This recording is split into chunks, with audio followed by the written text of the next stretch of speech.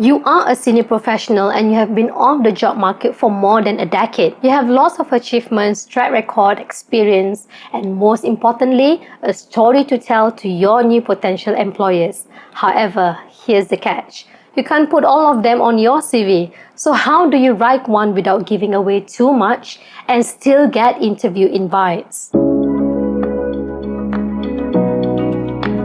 Hello everyone, today's video is the second episode of CV case study.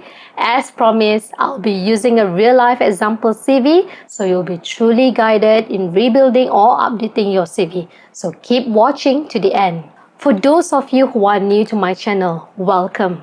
My name is Deema. I'm a career strategist. I have been a regional talent leader for Fortune 500 companies, and I come with a proven track record as a commerce recruitment division head. For more information, do visit careercare.deemayanimaat.com. Now, let's get started. For confidentiality's sake, let's name my candidate William. William comes with 20 years of global procurement experience within oil and gas, consumer, and automotive sectors. To give you more context, William has been on the lookout ever since his employer gave him a new role, and he found out that the objective of his role is to save operating costs massively, and they'll be going through further rounds of restructuring, which means a lot of employees will be impacted. With his current CV, he managed to get interviews. However, the results are not up to his expectations, and he wants a switch to pharmaceutical or medical device industry. Without further delay, here is William's CV.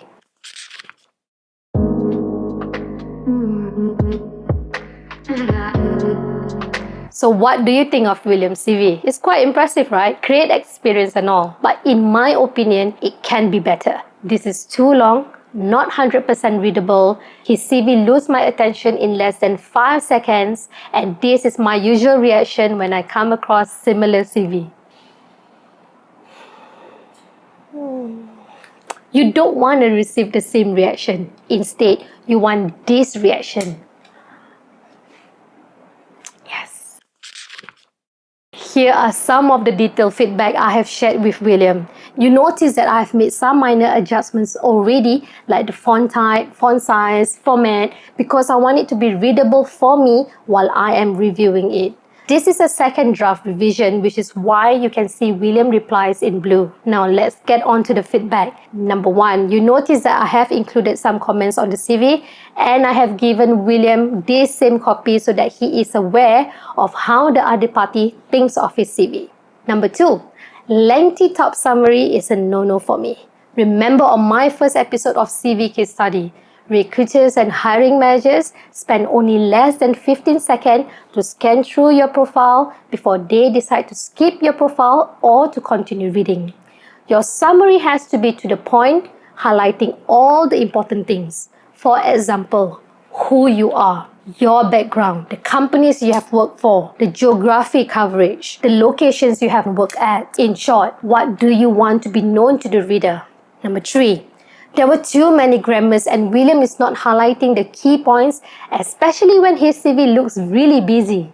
When you are trying to tell a story, you need to capture the reader's attention immediately. You want him or her to be curious about you and continue scrolling down your CV. So how do you do that? List down your achievements and projects. Include the problem you have solved, quantify it in numbers and percentage, and the outcome. Bold or underline them. This is a second revision, like I said earlier, which is why you can see William replied to me in blue and have already included the percentage and numbers, which is a very good attempt.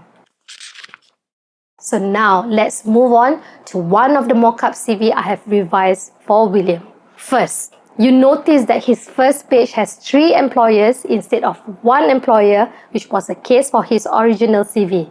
Why do I do that? Recruiters and hiring manager will be able to know more about William in less than 15 seconds. Second, you also notice that his summary captures everything about his 20 years of experience in just 5 bullet points. Who is William? Where has he worked at? The different size of companies that he has worked for, the geographical coverage that he has garnered over the years, which are the markets he has worked at. Again, what do I want William to be known for? Third, in my first episode of CV case study, I shared with you guys that You should not be putting all information on your CV. Why? We have a very high tendency to refer to our CV to practice for our interview. Imagine every details on your CV, you'll be sounding exactly like your CV during your interview, and you don't want that. You want to tell a story, but you don't want to be precious or long-winded about it and not keep some of this story for your interview. So how do we make that decision to select which information to include or exclude?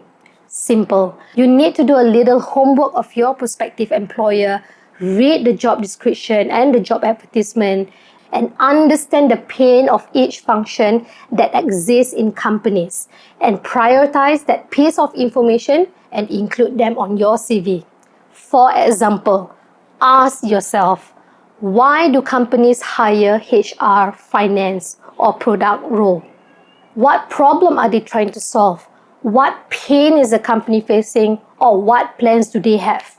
Include all those achievements as a subject matter expert, and during interview, explain how you achieve them.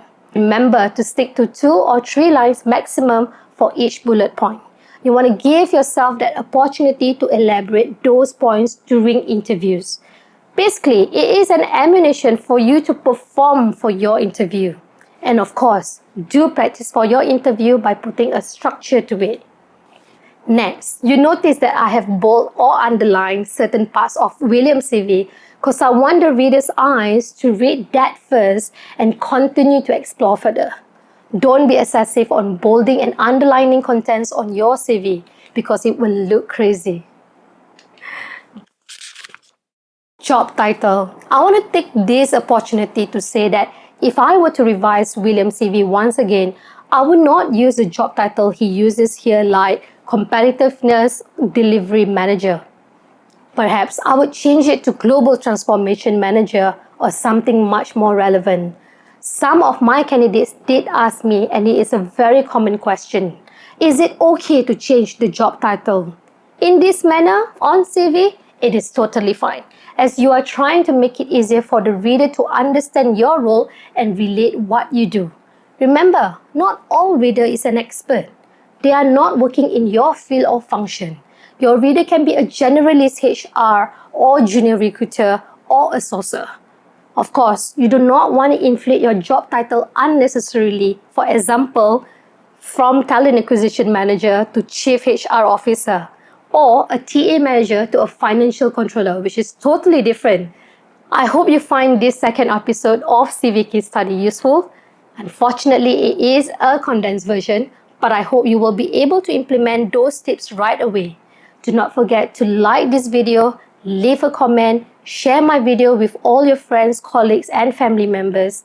I wish you all the best in your job search. If you do need extra guidance for your job search, reach out to me at careercare.deema.com. Thank you for being here. I will see you again. Bye.